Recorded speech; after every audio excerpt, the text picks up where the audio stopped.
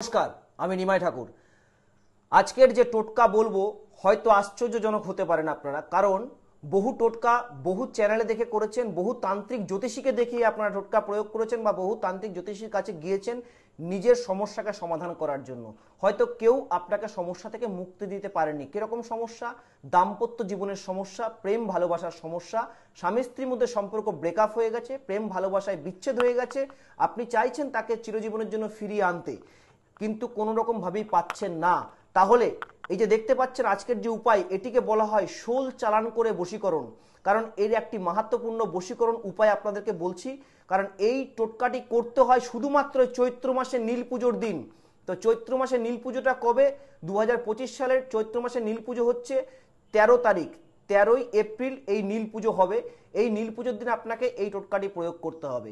ভিডিওটি একটু বড় হবে, সম্পূর্ণ শুনে করবেন, অবশ্যই ফল পাবেন। কি করতে হবে? আপনাকে একটি শোল মাছ আপনাকে জোগাড় করতে হবে, জ্যান্ত শোল, এবং একটি মাটির সরা, এবং আমি যে যন্ত্রটি এঁকেছি এই যন্ত্রটি আপনাকে ভূজপত্রের উপরে অঙ্কন করতে হবে লাল কালির পেন দিয়ে। যন্ত্রের যেখানে লেখা আছে নাম, যাকে বশীকরণ হবে তার নামটা লিখবেন, আর যেখানে যেরকমভাবে লেখা আছে সেম টু সেম যন্ত্রটি অঙ্কন করবেন। ভূজপত্রের উপর দুটো যন্ত্র অঙ্কন করবেন। তারপরে আপনি এই দুটো যন্ত্র অঙ্কন করার পর এই যে শোল মাছটি দেখছেন, এই শোল মাছটির উপরে সামান্য সিঁদুর নেবেন।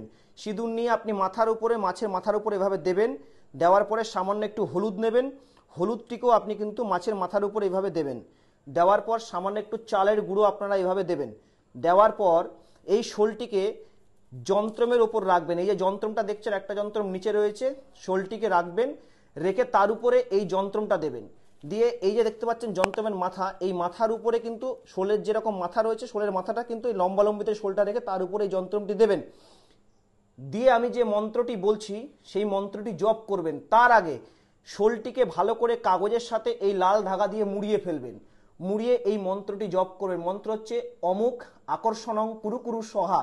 অমুক স্থলে পার্টনারের নাম, যাকে বশীকরণ করবেন তার নাম অবশ্যই বলবেন। বলার পর আপনি কম করে 108 বার মন্ত্রটা জপ করবেন। জপ করে এই শোলটিকে যদি বাড়ির আশেপাশে কোনো পুকুর থাকে পুকুরের জলে ছেড়ে দেবেন, অথবা নদীর জলে ছেড়ে দেবেন। যদি নদীর জলে ছাড়তে, পুকুরের জলে ছাড়তে না পারেন, তাহলে নিজের বাড়িতে বড় বালতিতে জল নিয়ে তার মধ্যে ছেড়ে দেবেন।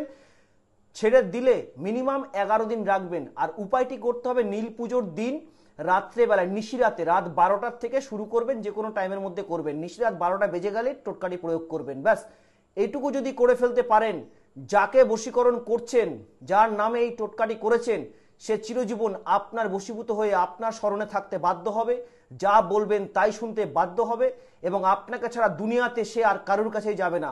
উপায়টি অবশ্যই করবেন, 100% ফল পাবেন, কারণ এটি হচ্ছে শোল চালান বশীকরণ বলা হয়। নমস্কার, জয় মা কামাখ্যা।